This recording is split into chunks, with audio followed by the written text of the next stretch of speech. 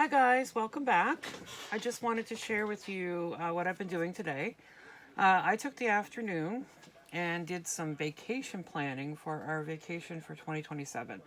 It's going to be our 60th birthday. We both turn 60 next year. So we wanted to do another family vacation. We've only ever had one family vacation. That was a couple of years ago, and we took a cruise around the Mediterranean and we loved it. So we were actually considering doing that again.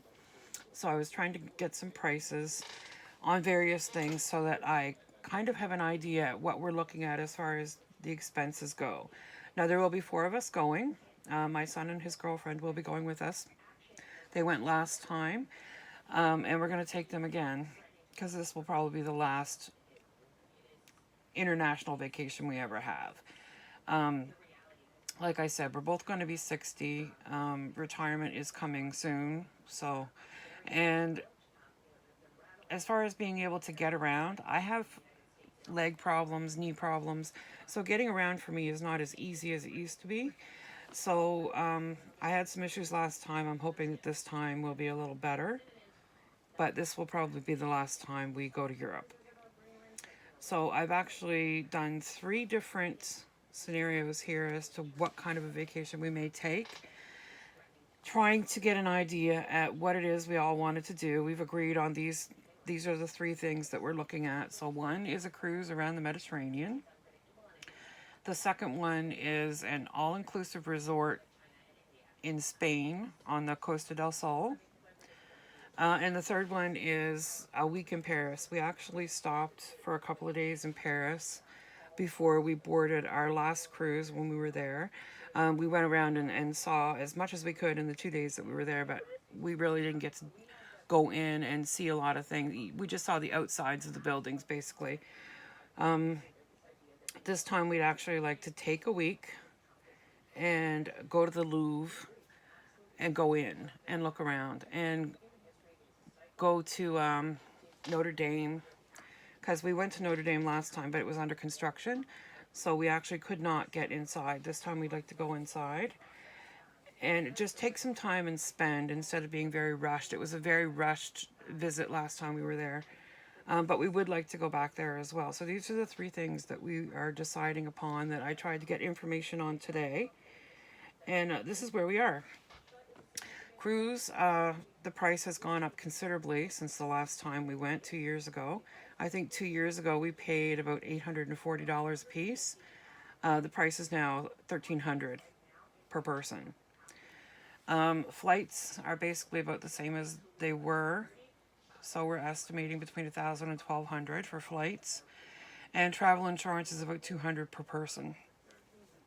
So that's an estimated total of about $10,000 for four people. That's not including any spending money or any excursions that you might want to take. It does not include a drinks package if you want to have one. We're not drinkers, so that doesn't really apply to us. But you can add on to that if you want to. This is the base figure that we're going with. We know there will be extra, but everybody will have their own spending money to cover whatever extras they want to indulge in. Now, the all-inclusive resort, that includes all meals, all drinks, a full week on the Costa del Sol in Spain. Excuse me. The cost of the resort is about $5,500 for four people.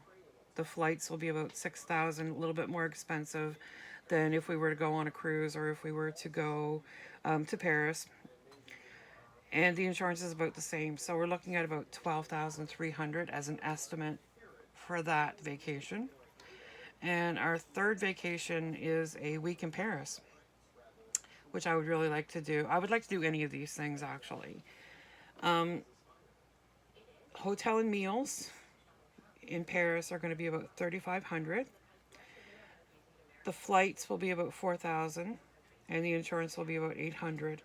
And then there will be actually taxi and Uber fees. I've allowed $200 for that as well, because getting from the airport to the hotel and from the hotel into downtown Paris will cost us a little bit of money. I don't normally use public transportation, but it's something that's available if I wanted to.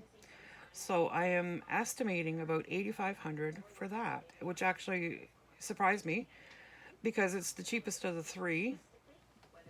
although this doesn't include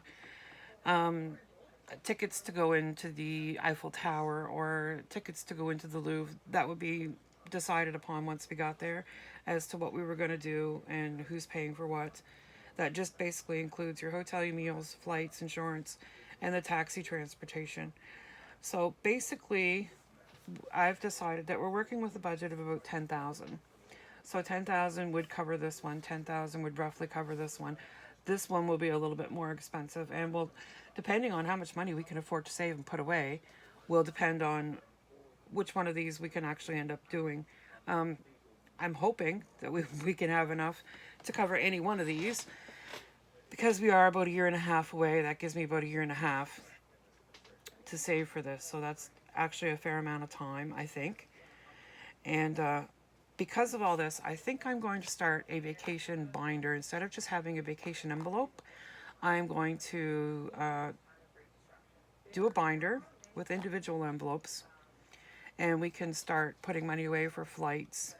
We can start putting money away for insurance, the expenses we know we're going to have for all of these. So all of these are, flights are required, insurance is required, and then we can start using an envelope for the actual vacation. Once it gets closer, we'll actually pick one of these and we'll decide probably about 6 months before we're ready to go, because deposits will have to be paid. That sort of thing will have to be done. So we'll know 6 months in advance as to what our vacation is actually going to be. But this is just a breakdown of the information that I found out this afternoon. It gives us something to look at, so we can see what the basic expenses are going to be, and gives me a guide basically as to what I need to put away every month in order to cover most of these expenses. So I just thought I would share that with you. It's something I'm really excited about. Like I said, this is probably going to be our last family vacation where we go to an international destination.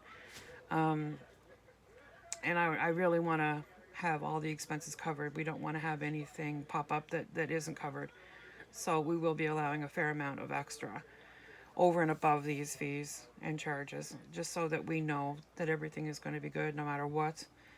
It's no fun to take a vacation and then not be able to do the things you want to do while you're there. So we're going to do the best we can to cover all of the expenses here.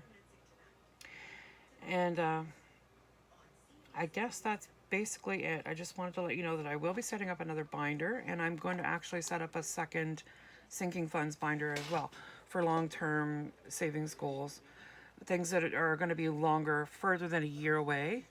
The sinking funds that I have now are basically for things that are going to happen in the next year.